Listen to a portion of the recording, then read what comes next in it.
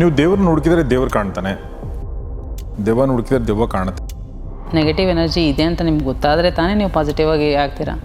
ನಿಮಗೂ ಅದೇ ಕೃಷ್ಣ, ನನಗೂ ಅದೇ ಕೃಷ್ಣ ಕಾಣ್ತಾನೆ. ಬಟ್ ನಿಮಗೆ ಬೇರೆ ಥರ ಅನ್ನಿಸ್ತಾನೆ, ನಂಗೆ ಬೇರೆ ಥರ ಅನ್ನಿಸ್ತಾನೆ. ನಮ್ಮ ಮೈಂಡಲ್ಲಿ ಬ್ರೈನ್ ಇರ್ಬೋದು, ಅದರಲ್ಲಿ ಇರೋ ಥಾಟ್ ಪ್ರೊಸೆಸ್ಸು ಕಾನ್ಷಿಯಸ್ ಮೈಂಡು ನಮ್ಮ ಕೈಯಲ್ಲಿಲ್ಲ. ಶ್ರೀವಿದ್ಯೆ ಬಗ್ಗೆ ನೀವು ಫಸ್ಟ್ ದೀಕ್ಷೆ ತೊಗೊಂಡ್ರಿ ಅಂತ ಹೇಳಿದ್ರಲ್ಲ, ನೀವು ಶ್ರೀವಿದ್ಯೆನಲ್ಲಿ ನೀವು ಆ ಜರ್ನಿನ ಎಷ್ಟು ಮುಂದೆ ಹೋಗಿದ್ದೀರಾ ನೀವು? ಅವ್ರದ್ದು ಕಾಲಿಗೆ ಬೀಳೋ ಟೈಮಿಗೆ ನನಗೆ ಒಂದು ಎನರ್ಜಿ ಇಂಬ್ಯಾಲೆನ್ಸ್ ಆಗಿದ್ದು. ನೀನು ಮುಟ್ಟಿದ್ದು ನನ್ನ ಕಾಲನ್ನ ನಿನಗೆ ಆ ದೇವಿನೇ ಬಂದು ಮುಟ್ಟಂಗೆ ಆಯಿತು ಅಂತ ಏನೋ ಹೇಳಿದ್ರು. ಸೊ ಫೈನಲ್ ಆಗಿ ನಿಮ್ಮ ಲೈಫ್ ಏನು ಬದಲಾಗಿದೆ? ನಿಮ್ಮ ಅಂದರೆ ನಿಮ್ಮ ಮನೇಲಿ ನೀವು ಈಗ ನಿಮ್ಮ ಗಂಡ, ನಿಮ್ಮ ಮಕ್ಕಳು, ಸೊ ನಿಮ್ಮನ್ನ ಅವ್ರು ನೋಡೋ ರೀತಿ ಬೇರಾಗಿದೆ ಈಗ? ಅವ್ರ ಹತ್ರ ಹೋದಾಗ ನನಗೆ ಒಂದು ಎನರ್ಜಿ ಟ್ರಿಗರ್ ಆಯಿತು. ಸೊ ಅವರಲ್ಲಿ ಏನೋ ಒಂದು ಎನರ್ಜಿ ಅಲ್ಲಿಂದ ನನ್ನ ಜೊತೆ ಬಂತು ಅನ್ನೋ ಒಂದು ಭಾಸನೂ ಆಯಿತು ನನಗೆ. ಸೊ ನಮ್ಗಿಂತ ಸುಪೀರಿಯರ್ ಆಗಿರುವಂಥ ಹೈಯರ್ ಕಾನ್ಷಿಯಸ್ ಇರುವಂಥ ವ್ಯಕ್ತಿಗಳಂದರೆ ಇದ್ದಾರೆ. ಲಕ್ಷ್ಮಿ ಬಂದು ಸ್ಪಿರಿಚುವಲ್ ಜರ್ನಿನಲ್ಲಿ ಮೋಕ್ಷದಾತೆನೂ ಅಟ್ ದ ಸೇಮ್ ಟೈಮ್ ನಿಮಗೆ ಅಭಯಸ್ಥನೂ ಕೊಡೋ, ಅಂದರೆ ದುಡ್ಡು ಕಾಸು ಎಲ್ಲ ಥರದ ಪ್ಲೆಷರ್ಸ್ನೂ ಕೊಡ್ತಾರೆ.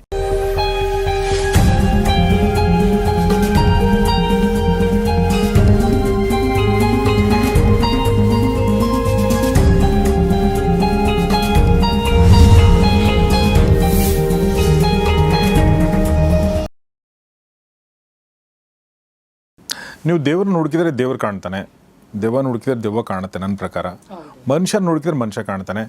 ನಿಮಗೇನೇ ನೀವು ನಿಮ್ಮ ತಲೆಯಲ್ಲಿ ಏನಿರುತ್ತಲ್ಲ, ಫಾರ್ ಎಕ್ಸಾಂಪಲ್ ಈಗ ನೋಡಿ, ಯೋಚನೆ ಮಾಡಿ ನೀವು ಈಗ ನಿಮ್ಮ ನನ್ನ ಒಂದು ಲೈಫಿನ ಘಟನೆ ಹೇಳ್ತೀನಿ ನಿಮಗೆ.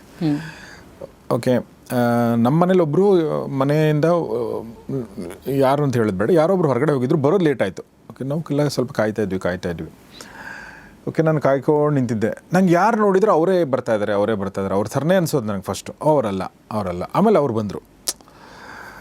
ಅಂದರೆ ನೀವೀಗ ರಸ್ತೆಯಲ್ಲಿದ್ದೀರಾ, ನಿಮ್ಮ ಮಗ ಎಲ್ಲ ಹೋಗಿದ್ದಾನೆ, ನೀವು ಯಾರು ನೋಡಿದ್ರೆ ನಿಮ್ಮ ಮಗನ ಥರ ಕಾಣ್ತಾನೆ ಫಸ್ಟು, ಆಮೇಲೆ ನಿಮ್ಮ ಮಗ ಬರ್ತಾನೆ.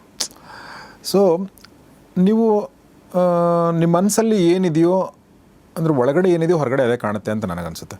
ಅಂದರೆ ವೆರಿ ಫಿಸಿಕಲ್ ಲೆವೆಲಲ್ಲಿ ಹೇಳ್ತಾರೆ, ನಾನು ಸ್ಪಿರಿಚುವಲ್ ಲೆವೆಲಲ್ಲಿ ಹೇಳ್ತಾ ಇಲ್ಲ, ಫಿಸಿಕಲ್ ಲೆವೆಲಲ್ಲೂ ಕೂಡ. ಆಮೇಲೆ ಹುಡುಕಿರೋ ದೇವ್ರು ಸಿಗ್ತಾನೆ ಅನ್ನೋದು ಕೂಡ ನನ್ನ ಪ್ರಕಾರ ನಿಜನೇ. ಅಂದರೆ ದೇವ್ರು ಅನ್ನೋದ್ರೆ ಏನು ಅನ್ನೋದು ಆಮೇಲೆ ವಿಚಾರ. ಬಟ್ ನೀವೇನು ಹುಡುಕ್ತೀರೋ ಅದು ಸಿಗುತ್ತೆ. ನಿಮ್ಮ ಮನಸ್ಸಲ್ಲಿ ಏನಿದೆಯೋ ಅದೇ ಕಾಣುತ್ತೆ. ನೀವೀಗ ಫಾರ್ ಎಕ್ಸಾಂಪಲ್ ದುಡ್ಡು ನೋಡ್ತಾ ಇದ್ದೀರಾ ಅಂದ್ಕೊಳ್ಳಿ, ತುಂಬ ಸಿಂಪಲ್. ಅಂದರೆ ತುಂಬ ಬುದ್ಧಿವಂತ ಕಾನ್ಷಿಯಸ್ ಲೆವೆಲಲ್ಲಿರುವಂಥ ವ್ಯಕ್ತಿ ದುಡ್ಡು ಹುಡುಕ್ತಾ ಇದ್ದಾನೆ ಅಂತಂದರೆ ದುಡ್ಡು ಅವನಿಗೆ 100% ಸಿಗುತ್ತೆ. ಅವನಿಗೆ ದುಡ್ಡಿರೋ ಜಾಗ ಸಿಗುತ್ತೆ. ದಡ್ರಿಗೆ ಸಿಗಲಿಕ್ಕಿಲ್ಲ. ಬುದ್ಧಿವಂತನಿಗೆ ದುಡ್ಡು ಎಲ್ಲಿದೆ, ಯಾರ ಹತ್ರ ಇದೆ, ಹೆಂಗೆ ತೊಗೋಬೇಕು ಅನ್ನೋದು ಗೊತ್ತಾಗುತ್ತೆ. ಹೇಗೆ ಮಲ್ಟಿಪ್ಲೈ ಮಾಡೋದು ಗೊತ್ತಾಗುತ್ತೆ. ಇನ್ನೊಬ್ಬ ವ್ಯಕ್ತಿ ಕಥೆಗಳು, ಈಗ ಫಾರ್ ಎಕ್ಸಾಂಪಲ್ ನಂದು ಹೇಳ್ತೀನಿ ನಿಮಗೆ. ನಾನೊಂದು ಕಾಲಕ್ಕೆ ಸಿನಿಮಾ ಮಾಡಿದ್ದೀನಿ, ಒಂದು ಕಥೆಗಳನ್ನ ಬರೀತಿದ್ದೆ, ಸಿನಿಮಾ ಮಾಡ್ತಿದ್ದೆ. ನನ್ನ ಕಥೆಗಳೇ ಹೊಳೆಯೋದು. ಈಗಲೂ ಕೂತ್ಕೊಂಡ್ರೆ ನಂಗೆ ಹೊಳೆಯುತ್ತೆ. ಕಂಪ್ಯೂಟರ್ ಎದುರುಗಡೆ ಕೂತ್ಕೊಂಡ್ರೆ ನಂಗೆ ಏನೋ ಒಂದು ಬರುತ್ತೆ. ನಾನು ಬಾತ್ರೂಮ್ಗೆ ಹೋಗಿ ಬರೋಷ್ಟೊತ್ತಿಗೆ ನಂಗೆ ಒಂದು ಐಡಿಯಾ ಬಂದಿರೋದು, ಒಂದು ಕಥೆ ಅದು ಎಕ್ಸ್ಟೆಂಡ್ ಆಗೋದು, ಒಂದು ಸ್ವಲ್ಪ ಇರೋದು ಮತ್ತೆ ಎಕ್ಸ್ಟೆಂಡ್ ಆಗೋದು. ಎಲ್ರಿಗೂ ಅದರ ಕಥೆ ಬರ್ರಿ, ಎಲ್ರಿಗೂ ಆಗುತ್ತೆ ಅದು. ಈಗ ನಂಗೆ ಬರಲ್ಲ ಅದು. ಈಗ ನಂಗೆ ಏನಂದರೆ ಬಿಸ್ನೆಸ್ ಬರುತ್ತೆ. ಬಿಸ್ನೆಸ್ ಅಲ್ಲಿ ಮಾಡ್ಬೋದು, ಆ ಥರ ಬಿಸ್ನೆಸ್ ಈ ಥರ. ಯಾಕೆಂದರೆ ನಾನು ಬೇರೆ ಫೇಸಿಗೆ ಬಂದಿದ್ದೀನಿ. ಈಗ ನನ್ನ ಹತ್ರ ಒಂದು ಟೀಮ್ ಇದೆ, ನನಗೊಂದು ಸಂಸಾರ ಇದೆ, ನನಗೊಂದು ರೆಸ್ಪಾನ್ಸಿಬಿಲಿಟಿ ಇದೆ. ನನ್ನ ಪ್ಯಾಷನ್ಗಿಂತ ಹೆಚ್ಚು ನನಗೆ ನನ್ನ ಸರ್ವೈವಲ್ಲು ಮತ್ತು ಅದನ್ನು ಇನ್ನೊಂದು ಹಂತಕ್ಕೆ ತೊಗೊಂಡು ಹೋಗೋದು ಮುಖ್ಯ ಅಂತ ನನ್ನ ಮನಸ್ಸಿಗೆ ಅನಿಸಿ ಹಾಗಾಗಿದೆ. ಹೀಗಾಗಿ ನನಗನ್ಸುತ್ತೆ it's very natural. It happens with every one. ನೀವೇನು ಹುಡುಕ್ತೀರೋ ಅದಕ್ಕೆ ಕಾಣುತ್ತೆ, ಅದು ಏನು ಹುಡುಕ್ತೀರೋ ಅದೇ ಸಿಗುತ್ತೆ ನಿಮಗೆ ಅಂತ ಅಲ್ವಾ? ಸೊ ನೀವು ಹೇಳ್ತಿದ್ರಲ್ಲ, ನಿಮಗೆ ಪಿಕ್ಟೋರಿಯಲ್ಲು, ನಿಮಗೆ ಸಿಂಬಲ್ಗಳು ಕಾಣ್ತವೆ ಅಂತಂದರೆ, ನಿಮಗೂ ಅದೇ ಕೃಷ್ಣ, ನನಗೂ ಅದೇ ಕೃಷ್ಣ ಕಾಣ್ತಾನೆ. ಬಟ್ ನಿಮಗೆ ಬೇರೆ ಥರ ಅನ್ನಿಸ್ತಾನೆ, ನಂಗೆ ಬೇರೆ ಥರ ಅನ್ನಿಸ್ತಾನೆ ಅಂತ. ಹೌದು, ಯಾಕಂದ್ರೆ ನೀವೇನೋ ಬೇರೆ ಹುಡುಕ್ತಾ ಇದ್ದೀರಾ, ನಾನೇನೋ ಬೇರೆ ಹುಡುಕ್ತಾ ಇದ್ದೀನಿ. ಎಸ್, ಜರ್ನಿ ಶುರು ಆದರೆ ನಿಮಗೆ ಒಂದು ಏನೋ ಒಂದು ಪ್ರಾಜೆಕ್ಟ್ ಹಾಕೊಳ್ತೀರಾ, ಅದು ಒಂದು ಜರ್ನಿ. ಆ ಜರ್ನಿ ಶುರು ಮಾಡಿಕೊಂಡ್ರೆ ನೀವು ಆ ಪ್ರಾಜೆಕ್ಟಿಗೆ ಬೇಕಾಗಿರೋ ಎಲ್ಲ ವಸ್ತುಗಳನ್ನು ಅಕ್ಯುಮುಲೇಟ್ ಮಾಡ್ತೀರಾ. ಕರೆಕ್ಟ್. ಜರ್ನಿ ಪ್ರಾಜೆಕ್ಟ್ ಬೇಕಾಗಿರೋ ಎಲ್ಲ ಒಂದು ಇದನ್ನು ಮೈಂಡ್ ಮ್ಯಾಪ್ ಮಾಡ್ಕೊಳ್ತೀರಾ. ಮೈಂಡ್ ಮ್ಯಾಪ್ ಮಾಡ್ಕೊಂಡು ಅದನ್ನು ಹೇಗೆ ಅಲ್ಟಿಮೇಟ್ ಗೋಲ್ ಅಚೀವ್ ಮಾಡಬೇಕಂತ ನೀವು ಅದ್ರ ಬಗ್ಗೆನೇ ವರ್ಕ್ ಮಾಡ್ತೀರಾ. ಸೊ ಆಬ್ವಿಯಸ್ಲಿ ಅದು ಮುಗಿದ ತಕ್ಷಣ ಇನ್ನೊಂದು ಫರ್ದರ್ ಪ್ರಾಜೆಕ್ಟ್ ಓಪನ್ ಆಗಲೇಬೇಕು.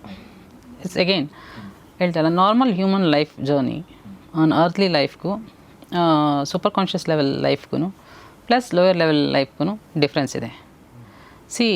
ಒಬ್ಬ ಮನುಷ್ಯ ಶೋಲ್ಡರ್ ಲೆವೆಲ್ವರೆಗೂ ಏನು ದುಡಿಮೆ ಮಾಡ್ತಾರೆ ಅಂದರೆ ಫಿಸಿಕಲಿ ಕೆಲಸ ಉದ್ಯೋಗ ಮಾಡಿ ಸಂಪಾದನೆ ಮಾಡ್ತಾರೆ, ಅವರೆಲ್ಲ ಹೈಯರ್ ಲೆವೆಲಲ್ಲಿ ರೀಚ್ ಆಗಿಲ್ಲ ಅಂತ.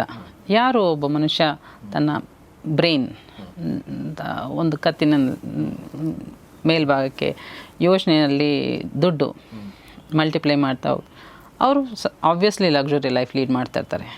They are living in a higher dimension ಅಷ್ಟೇ. So obviously your time has changed based on your karmas, your past life or present life. What is your present karmas you have done, good karma or bad karma? Nature gives you promotion, obviously. Nature has its own theories. Okay. Yeah. ಹಾಗೆ ಇನ್ನೊಂದು aliens ಬಗ್ಗೆ ನೀವು ಮಾತಾಡ್ತಾ ಇದ್ರಿ. Okay, aliens ಅಲ್ಲಿ ಕಂಡು ಇಲ್ಲಿ ಕಂಡು ಅಂಥೇಳಿ ನಾವು ಅವಾಗವಾಗ ಓದ್ತಿರ್ತೀವಿ. ಅಮೇರಿಕಾದಲ್ಲೇ ಕಾಣ್ತಾವೆ, ಅದು ಯಾಕೆ ಅಂತ ಗೊತ್ತಿಲ್ಲ. ಪೆಂಟಗಾನ್ ಮೇಲೆ ಕಾಣಿಸ್ತು ಆ ಥರ. ಆಮೇಲೆ ಕೆಲವರು ಅದ್ರ ಬಗ್ಗೆ ಮಾತಾಡಿರೋದು ಕೂಡ ವಿಡಿಯೋಗಳಿದೆ. ಬಟ್ ಇಲ್ಲೂ ಈವರೆಗೂ ಅದನ್ನು ಅಥೆಂಟಿಕೇಟ್ ಮಾಡುವಂಥ ಯಾವುದೇ ನೀವು ನೋಡಿದ್ರೆ ಶ್ರೀಚಕ್ರದ ಒಂದು ದೊಡ್ಡ ಡಿಮೆನ್ಷನ್ನಲ್ಲಿ ಒಬ್ಬರು ಡ್ರಾ ಮಾಡಿದರು. ನಿಮಗೆ ಅದು ನೋಡಿದಿರಬೇಕು ಅನಿಸುತ್ತೆ. ಒಂದು ಅಮೇರಿಕಾದಲ್ಲೇ ಒಂದು ದೊಡ್ಡ ಶ್ರೀಚಕ್ರನ ಡ್ರಾ ಮಾಡಿದರು. ಯಾರು ಡ್ರಾ ಮಾಡಿದರು ಅಂತ ಹೇಳ್ಬಿಟ್ಟು ಅದನ್ನು ರಿಸರ್ಚ್ ಎಲ್ಲ ಮಾಡಿದರು. ಯಾರೋ ಒಬ್ಬರು ಪೈಲಟ್ ಹೋಗ್ಬೇಕಾದ್ರೆ ಕೆಳಗಡೆ ಮೇಲಿಂದ ಕೆಳಗಡೆ ನೋಡಿದಾಗ ಒಂದು ದೊಡ್ಡ ಶ್ರೀಚಕ್ರ ಫಾರ್ಮ್ ಆಗಿತ್ತು. ಕೇಳಿದ್ದೀರಾ? ಹೌದು. ಸೊ ಅದು ಹೇಗೆ ಬಂತು ಅಲ್ಲಿ, ಯಾರು ಮಾಡಿದ್ರು, ಯಾಕೆ ಮಾಡಿದ್ರು? ಒಬ್ಬ ಹ್ಯೂಮನ್ನೇ ಮಾಡಿರೋದು. ಅವರೊಬ್ಬರು ದೊಡ್ಡ ಆರ್ಟಿಸ್ಟ್ ಅಂತೆ. ಸೊ ಅವರಿಗೆ ದೊಡ್ಡದಾಗಿ ಆರ್ಟ್ ಮಾಡೋ ಒಂದು ಇದರಿಂದ ಒಂದು ಟೀಮಲ್ಲಿ ಏನೋ ಮಾಡಿದ್ರು ಅಂತ ನಾನು ಓದಿದ್ದುಂಟು, ರೆಫರ್ ಮಾಡಿದ್ದುಂಟು. ಸೊ ಅವರಿಗೆ ಯಾಕೆ ಅದನ್ನು ಮಾಡಬೇಕಂತ ಬರಬೇಕು.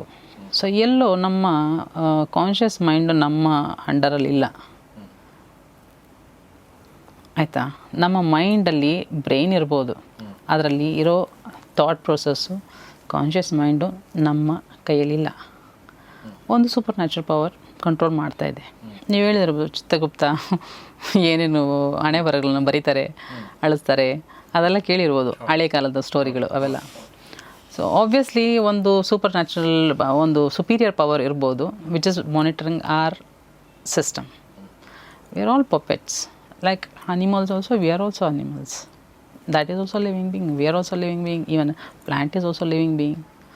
Everything has expiry date, right? ಏನು ಎಲ್ಲನೂ ನೇಚರಲ್ಲಿ ಸ್ಮಾಲ್ ಸ್ಪೆಕ್ ಆಫ್ ಡಸ್ಟ್ ಏನಿರುತ್ತೆ ಅದೊಂದೇ ಸಾಕು. ಇದನ್ನೊಂದು 10 ದಿನ ನೀವು ಯೂಸ್ ಮಾಡಬೇಡಿ ಚೇರ್ನ. ಆಮೇಲೆ ನೋಡಿ ಇದ್ರ ಮೇಲೆ ಎಷ್ಟು ಧೂಳು ಕೂತಿರುತ್ತೆ. ಆ ಧೂಳಿಂದ ಇದ್ರದ್ದು ಮೆಟೀರಿಯಲ್ದು ಕ್ವಾಲಿಟಿ ಆಫ್ ಲೈಫ್ ಎಷ್ಟು ಡೆಸ್ಟ್ರಾಯ್ ಆಗಿರುತ್ತೆ. So nature the small speck has got that much of power to destroy everything, to dissolve everything in nature. So we are also just a speck, I can see. So ನಮ್ಗಿಂತ superior ಆಗಿರುವಂಥ higher conscious ಇರುವಂಥ ವ್ಯಕ್ತಿಗಳಂದರೆ ಇದ್ದಾರೆ, ಖಂಡಿತವಾಗ್ಲಿದ್ದಾರೆ. See masters ಇದ್ದಾರೆ. ಇವಾಗ ಇವರೆಲ್ಲ ಮಾಸ್ಟರ್ಸೇ. So they're all eternal beings.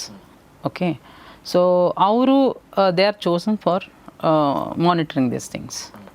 So ನನಗೆ ಎಲ್ಲೋ ಒಂದು ಕಡೆ ಹೇಗೆ ಅಂದರೆ ಕಂಚಿಯಲ್ಲಿ ಒಂದು ದೇವಸ್ಥಾನಕ್ಕೆ ಹೋಗಿದ್ವಿ. ಅಲ್ಲಿ ಒಂದು ಶ್ರೀಚಕ್ರ, ದೊಡ್ಡ ಶ್ರೀಚಕ್ರ ಇದೆ. ಅಲ್ಲಿರೋ ಒಂದು ಪ್ರೀಸ್ಟಿಗೆ ನಾವು ಕನೆಕ್ಟ್ ಆಗಿದ್ದೆ. ಹೇಗೆ ಅಂದರೆ ಒಂದು ರಸಮಣಿ ಬೇಕಾಗಿತ್ತು. ರಸಮಣಿ ಅಂದರೆ ಅದು ಪಾದರಸದ ಮಣಿ. ಈ ಜರ್ನಿನಲ್ಲಿ ಅದು ಬರುತ್ತೆ, ಅದು ಬೇಕಿತ್ತು. ಸೊ ಶ್ರೀಚಕ್ರನೂ ಆರ್ಡ್ರ್ ಕೊಡಬೇಕಾಗಿತ್ತು. ಎಲ್ಲೋ ಆ ಪ್ರೀಸ್ಟ್ ಜೊತೆ ನಾನು ಕನೆಕ್ಟ್ ಆಗಿದ್ದಾಗ ಅವ್ರ ಮನೆಗೂ ಒಂದು ಸರಿ, ಆ ದೇವಸ್ಥಾನಕ್ಕೆ ಒಂದು ಸರಿ ವಿಸಿಟ್ ಮಾಡಿದ್ದೆ. ಕಂಚಿಯಿಂದ ಡೈರೆಕ್ಟಾಗಿ ಅಲ್ಲಿಗೆ ಹೋಗಿದ್ದೆ. ಅಲ್ಲಿಗೆ ಹೋಗಿದ್ದಾಗ ಏನಾಯಿತು, ದೇವಸ್ಥಾನದಲ್ಲಿ ಎಲ್ಲ ಪೂಜೆ ಎಲ್ಲ ಮಾಡಿ ಮುಗಿಸ್ಕೊಂಡು ಬಂದ್ವಿ. ಅಲ್ಲಿ ನನಗೇನು ಕನೆಕ್ಟಿವಿಟಿ ನನಗೇನು ಅನಿಸ್ಲಿಲ್ಲ. ಬಟ್ ಆದರೆ ಅಲ್ಟಿಮೇಟಾಗಿ ಅವ್ರ ತಾಯಿ ಜಾಗಕ್ಕೆ ಬಂದ್ವಿ. ಅಂದರೆ ಒಂದು ಮನೆ, ಆ ಮನೆಯಲ್ಲಿ ಅವರು ಊಟ ಅನ್ನದಾನ ಮಾಡಿಸ್ತಾರೆ, ಪೂಜೆಗಳು ಮಾಡಿಸ್ತಾರೆ. ಎಲ್ಲ ಒಂದು ದೇವಸ್ಥಾನದ ಕಂಪ್ಲೀಟ್ ಮೇಂಟೆನೆನ್ಸ್ ಅಲ್ಲಿ ಡಿನೇ ಮಾಡೋದು. ವಯಸ್ಸಾಗಿದೆ. ಸೊ ಮಗ ತಾಯಿ ಇಬ್ಬರೇ ಮೇಂಟೈನ್ ಮಾಡ್ತಾ ಇರೋದು. ಸೊ ಅವರು ಅವ್ರ ಹತ್ರ ಹೋದಾಗ ನನಗೆ ಒಂದು ಎನರ್ಜಿ ಟ್ರಿಗರ್ ಆಯಿತು. ಅಂದರೆ ಇಂಬ್ಯಾಲೆನ್ಸ್, ಎಡ ಮತ್ತು ಬಲ ಇಂಬ್ಯಾಲೆನ್ಸ್ನ ತೋರಿಸ್ತು. ಸೊ ಎಲ್ಲೋ ನನಗೆ ಅವರು ಫರ್ದರ್ ಅವ್ರಿಗೆ ಆ್ಯಕ್ಚುಲಿ ವಯಸ್ಸಾಗಿದೆ. ಸೊ ಅವರಲ್ಲಿ ಏನೋ ಒಂದು ಎನರ್ಜಿ ಅಲ್ಲಿಂದ ನನ್ನ ಜೊತೆ ಬಂತು ಅನ್ನೋ ಒಂದು ಭಾಸನೂ ಆಯಿತು ನನಗೆ. So it is travelling. people are chosen for some purpose for certain period, and it is transmitting to a different generation.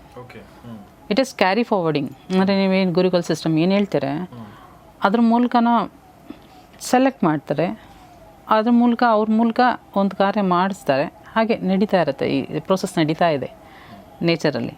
But ಎಲ್ಲರಿಗೂ ಇದು ಸೂಕ್ಷ್ಮ ರೂಪದಲ್ಲಿ ನಡೀತಾ ಇರೋದನ್ನ ಎಲ್ಲರೂ ಅದನ್ನು ಅಬ್ಸರ್ವ್ ಮಾಡೋಕ್ಕಾಗಲ್ಲ. ಬಟ್ ನನಗೆ ಅದೊಂದು ಎಕ್ಸ್ಪೀರಿಯನ್ಸ್ ಆಗಿದೆ ಅಂತ ನಾನು ಅದನ್ನು ಹೇಳ್ತಾ ಇದ್ದೀನಿ. ಯಾವ್ದು ಎಕ್ಸ್ಪೀರಿಯನ್ಸು? ಅವ್ರದ್ದು ಕಾಲಿಗೆ ಬೀಳೋ ಟೈಮಿಗೆ ನನಗೆ ಒಂದು ಎನರ್ಜಿ ಇಂಬ್ಯಾಲೆನ್ಸ್ ಆಗಿದ್ದು. ಐ ಬಿಕಮ್ ವಾಬ್ಲಿಂಗ್ ಸ್ಟೇಟಲ್ಲಿ ನಾನು ಹೋಗ್ಬಿಟ್ಟೆ. So plus that energy again voice change ಆಗೋವಂಥದ್ದು. ಸೊ ಎಲ್ಲೋ ನನಗೆ ಅದು ಎರಡೂ ಕಡೆ ಇಂಬ್ಯಾಲೆನ್ಸ್ ಆಗ್ತಾಯಿತ್ತು. ನೆಗೆಟಿವ್ ಎನರ್ಜಿನ ಪಾಸಿಟಿವ್ ಎನರ್ಜಿನ ಅದು ಎರಡೂ ಬ್ಯಾಲೆನ್ಸ್ ಇಲ್ಲ ಅಂತ. You are not in a balance state ಅಷ್ಟೇ ತೋರಿಸಿದ್ದು. ಸೊ ಎಲ್ಲೋ ಅನ್ನಿಸ್ತಿದ್ದು ಅವ್ರಿಗೆ ಕಾಲಿಗೆ ನಮಸ್ಕಾರ ಮಾಡಿದೆ. ಅವರು ಒಂದೇ ಮಾತು ಹೇಳಿದ್ರು, ನಾನು ಇಷ್ಟು ದಿನ ದೇವಿನ ಪೂಜೆ ಮಾಡ್ತಾಯಿದ್ದೆ, ನನ್ನ ಎರಡು ಕಾಲು ಅವ್ರಿಗೆ ಅಷ್ಟು ಇದಿರಲಿಲ್ಲ, ಓಡಾಡ್ತಾ ಇರಲಿಲ್ಲ, ಅವರು ಕುಂತಿದ್ದವನ್ನೇ ಕೂತ್ಕೊಳ್ಳೋರು. ಸೊ ಆ ಅಮ್ಮನಿಗೆ ಯಾವಾಗಲೂ ಕೇಳ್ತಾಯಿದ್ದೆ, ನನ್ನ ಕಾಲನ್ನ ರಿಪೇರಿ ಸರಿ ಮಾಡಿಕೊಡ್ತೀಯ ಅಂತ ಹೇಳ್ಬಿಟ್ಟು. ನೀನು ಮುಟ್ಟಿದ್ದು ನನ್ನ ಕಾಲನ್ನ ನಿನಗೆ ಆ ದೇವಿನೇ ಬಂದು ಮುಟ್ಟದಂಗೆ ಆಯಿತು ಅಂತ ಏನೋ ಹೇಳಿದ್ರು. ಸೊ ಆ ನಿಮಿಷಕ್ಕೆ ನನಗೆ ಜಸ್ಟು ಇದಂತ ಅನ್ನಿಸ್ತು. ಅದೊಂದು ಎಕ್ಸ್ಪೀರಿಯನ್ಸ್ ಅಷ್ಟೇ ಅಂತ ಅಂದ್ಕೊಂಡು ಬಿಟ್ಬಿಟ್ಟೆ. But over a period of time ಅದು ರೀಕಾಲ್ ಮಾಡಿದಾಗ ಏನಾಗುತ್ತೆ, ಈ ಒಂದು ಪೊಸಿಷನು ಒಂದು ಏನು ಸೆಲೆಕ್ಟ್ ಮಾಡ್ತಾರೆ, ಇಟ್ ಈಸ್ ಪಾಸಿಂಗ್ ಥ್ರೂ. ಒಬ್ಬರಿಂದ ಒಬ್ರಿಗೆ ಪಾಸಿಂಗ್ ಆಗ್ತಾ ಇದೆ ಅಂತ ಅನಿಸುತ್ತೆ. ಇವಾಗ ನೀವೇನೋ ಒಂದು ಟಾಸ್ಕ್ ಮಾಡ್ತಾಯಿದ್ದೀರಾ, ನಿಮ್ಮನ್ನ ಇನ್ನೊಂದೇನೋ ಒಂದು ಟಾಸ್ಕ್ಗೆ ಆದಷ್ಟು ಗದೆ ಬರುತ್ತೆ ನಿಮಗೆ. ಅದು ನಿಮ್ಮ ಹತ್ರ ನಿಮ್ಮ ಬಾಡಿ, ನಿಮ್ಮ ಮೈಂಡು ಕೆಪಾಸಿಟಿ, ನಿಮ್ಮ ಟೈಮ್ ಇರೋವರೆಗೂ ಇರುತ್ತೆ. ಆಮೇಲೆ ಮತ್ತೆ ಬೇರೆಯವ್ರಿಗೆ ಪಾಸ್ ಆಗುತ್ತೆ. So it is passing. ಒಬ್ಬ ಪರ್ಸನಿಂದ ಇನ್ನೊಬ್ಬರ ಪರ್ಸನ್ಗೆ ಸೆಲೆಕ್ಟ್ ಮಾಡಿ ನಿಮ್ಮ ಪರ್ಪಸ್ನ ನೇಚರ್ ಏನು ಬ್ಯಾಲೆನ್ಸ್ ಮಾಡ್ತಾಯಿದೆ ಅದಕ್ಕೆ ಸೆಲೆಕ್ಟ್ ಮಾಡ್ತಾರೆ. ಅದು ಆ ಬಾಡಿ ಒಂದು ಮೈಂಡಿನ ಮೂಲಕ ಅದನ್ನು ಇಂಪ್ಲಿಮೆಂಟ್ ಮಾಡಿಸ್ತಾರೆ. It is going on continuous ಆಗಿ. ಅದು ನಮಗೆ ನಾವು ಅಂದ್ಕೊತೀವಿ ಏನೋ ಅವಧೂತರು, ಏನೋ ಒಂದು ಇವರು ಅಂತ ಅಂದ್ಕೊತೀವಿ. But in nature everything has energy. ನೀವು ಹೇಳಿದ್ರೆ ದೇವಸ್ಥಾನ, ಸ್ಮಾಲ್ ದೇವಸ್ಥಾನಗಳೆಲ್ಲ ಕಟ್ಟಿದ್ದಾರೆ. ಎಸ್ಪೆಷಲಿ ಭಾರತದಲ್ಲಿ ಯಾಕೆ ಅಂತಂದರೆ ಅಷ್ಟು ಋಷಿಮುನಿಗಳೆಲ್ಲ ಇದ್ದಾರೆ. ಆ ಒಂದು ಏನು ಸನಾತನದ ಪಾಸಿಂಗ್ ವಿದ್ಯೆನ ಒಬ್ಬ ಶಿಷ್ಯನಿಂದ ಇನ್ನೊಬ್ಬ ಶಿಷ್ಯನಿಂದ ಇನ್ನೊಬ್ಬರಿಗೆ. ಇವಾಗ ನನ್ನ ಇವರು ಸೆಲೆಕ್ಟ್ ಮಾಡಿರೋದು ಶಿಷ್ಯನಾಗಿ ಸೆಲೆಕ್ಟ್ ಮಾಡಿದ್ದಾರೆ. ಸೊ ಇವಾಗ ನಾನು 4 ಜನಕ್ಕೆ ಹೇಳಿದ್ರೆ ಅದು 4 ಜನಕ್ಕೆ ಪಾಸ್ ಆಗುತ್ತೆ. ಸೊ ನನ್ನನ್ನು ಪರ್ಪಸ್ಫುಲ್ಲಾಗಿ ಸೆಲೆಕ್ಟ್ ಮಾಡಿ ನನಗೆ ವಿದ್ಯೆ ದಾನ ಮಾಡಿದ್ದಾರೆ. ಸೊ ಇವಾಗ ನಾನೊಂದು ವಿದ್ಯೆ ಕಲಿತೆ, ನನಗೆ ಒಂದು ವಿದ್ಯೆ ಬಂದಿದೆ, ದಾನವಾಗಿ ಬಂದಿದೆ. ಬಟ್ ಅದನ್ನು ಬೇರೆಯವ್ರಿಗೆ ನಾನು ಕೊಡಬೇಕು. ಅದು ರೂಲು. ಈ ಸ್ಪಿರಿಚುವಲ್ ಜರ್ನಿಯಲ್ಲಿ ಅದು ರೂಲು. ನಮಗೆ ಬಂದಿರೋ ವಿದ್ಯೆನ ನಾವು ಇನ್ನೊಬ್ಬರಿಗೆ ದಾನ ಮಾಡಿ ಅವ್ರನ್ನ ಫರ್ದರ್ ಜನ್ರೇಷನ್ ಟು ಜನ್ರೇಷನ್ ಹೋಗ್ತಾ ಇರಬೇಕು. ಅದು ಆ ಥರ. ಸೊ ಇವಾಗ ನನಗೆ ಒಂದು ವಿದ್ಯೆ ಕೊಟ್ಟಿದ್ದಾರೆ, ಬ್ರಹ್ಮದಂಡ ಕೊಟ್ಟು ಒಂದು ಇದು ಕೊಡ್ತಾರೆ, ಪೊಸಿಷನ್, ಡಿಗ್ರಿ ಪ್ರೋಗ್ರಾಮ್ಗಳ ಥರ. ಇವಾಗ ಕಾಲಂದಿಗೆ ಅವಾಗೆಲ್ಲ ನೀವು ನೋಡಿರ್ತೀರಿ, ರಾಜ ಒಂದು ಪಿಕ್ಚರ್ಗಳೆಲ್ಲ ನೀವು ನೋಡಿದ್ರೆ ಕಾಲಿಗೆ ಕಡ, ಕೈಗೆ ಕಡ, ಇಲ್ಲಿಗೊಂಥರ ಕಡಗಳು, ಇಲ್ಲಿಗೊಂದು ಕಡ, ಎಲ್ಲದಕ್ಕೂ ಆ್ಯಕ್ಚುಲಿಯಾಗಿ ನಮ್ಮ ಅಪ್ಪರ್ ಬಾಡಿಗಳಲ್ಲಿ ಮಾತ್ರ ನಿಮಗೆ ಇದು ಬರುತ್ತೆ ಜಾಸ್ತಿ. ಕಾಲಿಗೆ ನಿಮಗೆ ಬರೋದು ಹೈಯೆಸ್ಟ್ ಜರ್ನಲ್ಲಿ ಮಾತ್ರ. ಎಲ್ಲ ಒಂದೊಂದು ವಿದ್ಯೆಗೂ ಒಂದೊಂದು ಮೆಟಲ್ ಕನೆಕ್ಷನ್ ಇದೆ. ಈ ಗೋಲ್ಡ್ ಆ್ಯಂಡ್ ಸಿಲ್ವರ್ ಯಾವ ಬರುತ್ತೆ ಅಂತಂದರೆ ಶ್ರೀ ಲಲಿತಾ ತ್ರಿಪುರ ಸುಂದರಿಗೆ ಮಾತ್ರ ಬರುತ್ತೆ. ಆ ಯಮ್ಮನಿಗೆ 2 ಇರೋದು. ಆ್ಯಂಡ್ ಮಿಕ್ಕಿದ ದೇವತೆಗಳಿಗೆಲ್ಲ ಒಂದೊಂದೇ. ಓಕೆ. ಶ್ರೀವಿದ್ಯೆ ಬಗ್ಗೆ ನೀವು ಫಸ್ಟ್ ದೀಕ್ಷೆ ತೊಗೊಂಡ್ರಿ ಅಂತ ಹೇಳಿದ್ರಲ್ಲ ನೀವು. ಶ್ರೀವಿದ್ಯೆನಲ್ಲಿ ನೀವು ಆ ಜರ್ನಿನ ಎಷ್ಟು ಮುಂದೆ ಹೋಗಿದ್ದೀರಾ ನೀವು ಶ್ರೀವಿದ್ಯೆ? ಆಲ್ಮೋಸ್ಟ್ ಅದೇ ಆ ಜನಿನಲ್ಲೇ 3 ತತ್ವ ಬರುತ್ತೆ. ಹಾಂ, ಸೊ ಇವಾಗ ಬ್ರಹ್ಮ ತತ್ವಕ್ಕೆ ಎಂಟ್ರಿ ಕೊಟ್ಟಿದ್ದೀನಿ. ಅಂದರೆ ವಿದ್ಯೆ ಸರಸ್ವತಿ ಎಂಟ್ರಿ ಆಗಿರೋದು. ಏನಾಗುತ್ತೆ ಅದರಿಂದ? ಏನಾಗುತ್ತೆ ಅಂದರೆ ವಿದ್ಯೆ ಕಲಿತೀವಿ. ಇವಾಗ ನಮಗೆ ಪಾಸಿಟಿವ್ ಆಗಿ ಇರಲೇಬೇಕು, ಬೇರೆ ದಾರಿ ಇಲ್ಲ. ನೆಗೆಟಿವ್ ಕಂಡಾಗ ನಿಮ್ಮನ್ನು ನೀವು ಪ್ರೊಟೆಕ್ಟ್ ಮಾಡ್ಕೊಳ್ಳೇಬೇಕು. ನಿಮ್ಮನ್ನು ನೀವು ವಿದ್ಯೆನಲ್ಲಿ ಮಂತ್ರ ಓದಲೇಬೇಕು, ಮಂತ್ರ ಕಲೀಲೇಬೇಕು. ಓಕೆ. ಸೊ ಫೈನಲ್ ಆಗಿ ನಿಮ್ಮ ಲೈಫ್ ಏನು ಬದಲಾಗಿದೆ? ಅಂದರೆ ನಿಮ್ಮ ಮನೇಲಿ ನೀವು ಈಗ ನಿಮ್ಮ ಗಂಡ, ನಿಮ್ಮ ಮಕ್ಕಳು, ಸೊ ಅವ್ರು ನೋಡೋ ರೀತಿ ಬೈರಾಗಿದೆ ಈಗ? ಅವರಿಗೆ ಅರ್ಥ ಆಗ್ತಾ ಇಲ್ಲ ನನಗೆ ಏನು ಜರ್ನಿ ಅಂತ ಹೇಳ್ಬಿಟ್ಟು. ಅವರು ಎಲ್ಲರ ರೀತಿಯೂ ಅವರು ರಿಯಾಕ್ಟ್ ಮಾಡ್ತಾ ಇದ್ದಾರೆ. ಬಟ್ ಎಲ್ಲೋ ನನ್ನ ಹಸ್ಬೆಂಡ್ ಆಗಲಿ, ನನ್ನ ಮಗಳಾಗಲಿ, ನಮ್ಮ ಫ್ಯಾಮಿಲಿ ಆಗಲಿ ಎಲ್ಲ ಬ್ರಾಡ್ ಮೈಂಡ್ ಇದ್ದಾರೆ. ಸೊ ಅವ್ರಿಗೂ ಅಕ್ಸೆಪ್ಟೆನ್ಸ್ ಮಾಡ್ಕೊಳ್ಳೋಕ್ಕೆ ಇನಿಷಿಯಲಿ ಆಪೋಸಿಷನ್ ಇತ್ತು. ಬಟ್ ಯಾವಾಗ ನೇಚರು ಅದರದ್ದು ಇದನ್ನು ಅವ್ರಿಗೂ ರಿವೀಲ್ ಮಾಡ್ತಾಯಿದ್ದೆ, ಎಲ್ಲೋ ಅವ್ರ ಕಡೆ ಅವರು ನಂಬ್ತಾ ಇದ್ದಾರೆ. ಅವರು ಇವಾಗ okay, she is going through something, ಅವ್ಳಿಗೇನು ಆಗುತ್ತೋ ಅದನ್ನು ನಾವು ಹೆಲ್ಪ್ ಮಾಡುವ ಅಂತ. But at the same time spiritual journey ಆಗೋ ಒಂದು ಚೇಂಜಸ್ ಜೊತೆಯಾಗಿ ನಮಗೆ ಏನು ಅಭಿವೃದ್ಧಿನೂ ಕೊಡ್ತಾ ಇದ್ದಾರೆ. ಅದೇ ಈ ಶ್ರೀ ವಿದ್ಯಾ ದೀಕ್ಷೆನಲ್ಲಿ ಒಂದು ಪ್ಲಸ್ ಪಾಯಿಂಟ್. ಸಮೃದ್ಧಿ. ಓಕೆ. ಲಕ್ಷ್ಮಿ. ಓಕೆ. ಸೊ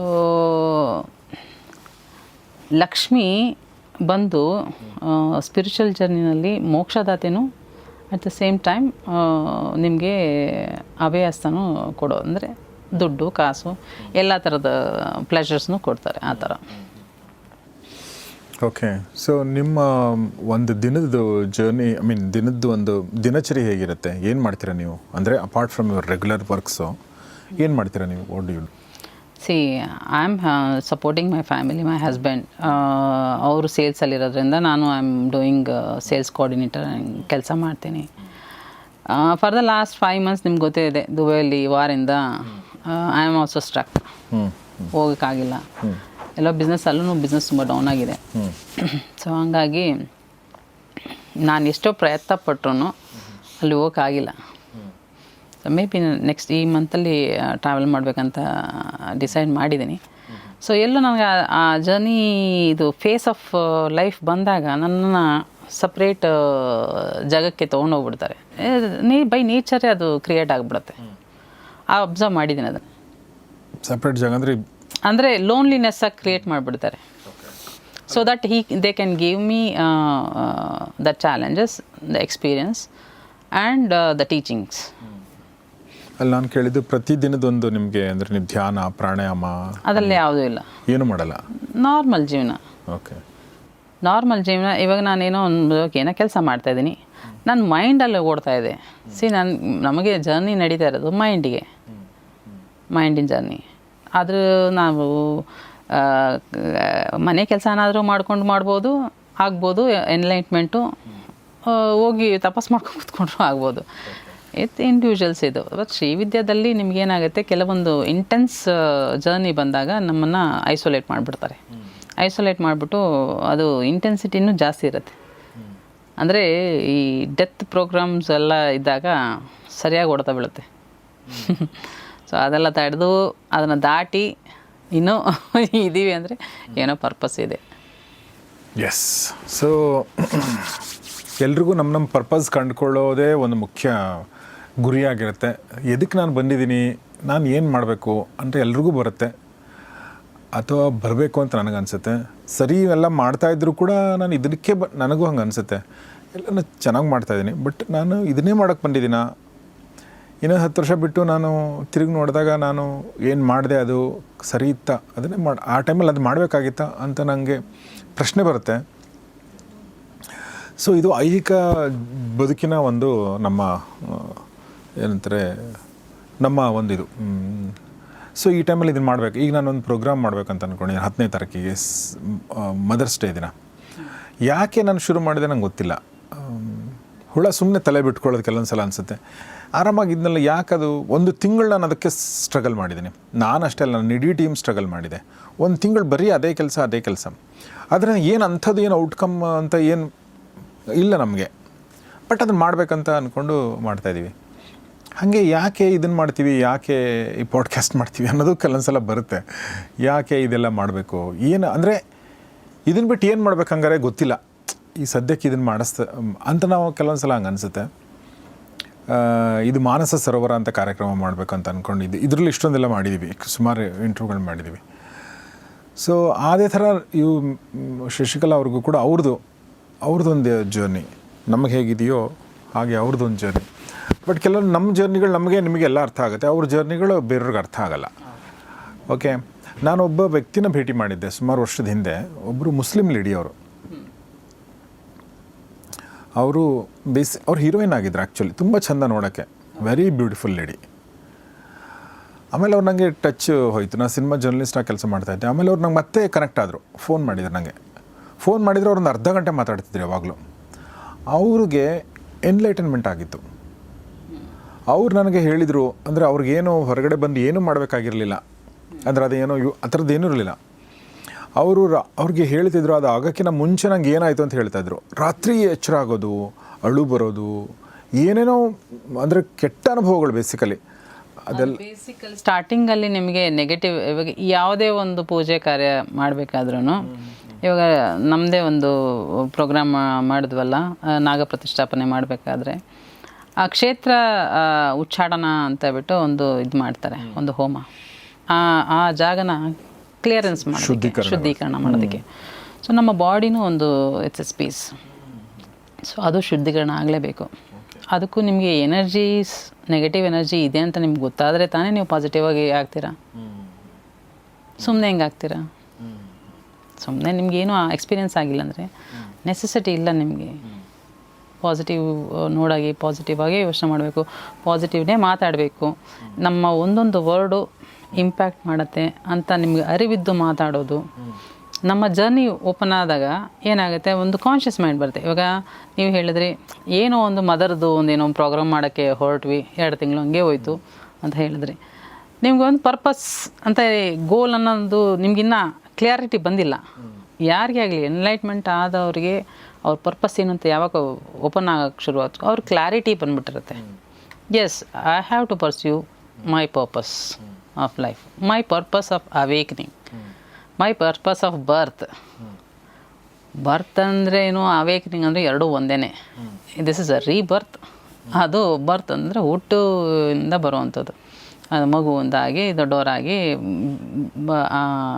ಒಂದು ಲೀಲೆಗಳನ್ನ ತೋರಿಸೋದು, ಅದು ಒಂದು ಇದಾದರೆ ಅವೇಕ್ನಿಂಗ್ ಅನ್ನೋದು ಒಂದು ಬರ್ತೆ. ಯಾಕೆಂದರೆ ನಾವು ಸತ್ತು ಹುಟ್ಟುತ್ತೀವಿ. It's A Punarjanma. ಓಕೆ. ಆ ಥರ ನನಗೆ ಕೆಲವೊಂದು ಸಲ ನಾವು ಫ್ಯಾಮಿಲಿ ಡಾಕ್ಟರ್ ಅಂತ ಕಾರ್ಯಕ್ರಮ ಮಾಡಿ ನಾವು ಅದೆಲ್ಲ ಆರೋಗ್ಯದ ಬಗ್ಗೆ ಮಾತಾಡ್ತೀವಿ. ಮಹಾಮನಿ ಅಂತ ಕಾರ್ಯಕ್ರಮ ಮಾಡಿ ದುಡ್ಡಿನ ಬಗ್ಗೆ ಮಾತಾಡ್ತೀವಿ. ಮಾನಸ ಸರೋವರ ಅಂತ ಕಾರ್ಯಕ್ರಮ ಮಾಡಿ ಮನಸ್ಸಿನ ಬಗ್ಗೆ, ಧ್ಯಾನದ ಬಗ್ಗೆ ಮಾತಾಡ್ತೀವಿ. ಇದರಿಂದ ಅಂದರೆ ನನಗೆ ಇದರಿಂದ ನಾಲೆಜ್ ಕೊಡಬೇಕು ಅನ್ನೋದೊಂದು ಇದೆ ಮನಸ್ಸಲ್ಲಿ, ಶೇರ್ ಮಾಡಬೇಕು. ಈಗ ನೀವು ಹೇಳಿದ್ರಿ, ಓಕೆ, ತುಂಬ ಜನ ಬಂದು ಹೇಳ್ತಾರೆ ಅಂಥೇಳಿ. ಸೊ ಇದೇ ಪರ್ಪಸ್ ಇರ್ಬೋದು ನನ್ನ ಲೈಫಿಂದ, ಬಹುಶಃ ಗೊತ್ತಿಲ್ಲ, ಮೈಟ್ ಬಿ ಅಲ್ವಾ? Knowledge, sharing the knowledge. ಖಂಡಿತವಾಗ್ಲೂ ಇದು ಎಲ್ಲರೂ ಮಾಡೋಕ್ಕಾಗಲ್ಲ.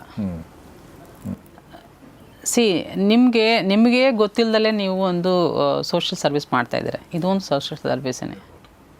You are bringing awareness to people. Obviously it is a highest purpose. So ಹಾಗೆ ಅಷ್ಟು ಹೇಳ್ತಾ ನಾನು ಇವತ್ತಿನ ಕಾರ್ಯಕ್ರಮಕ್ಕೆ ಕೊನೆ ಹಾಡ್ತಾ ಇದ್ದೀನಿ.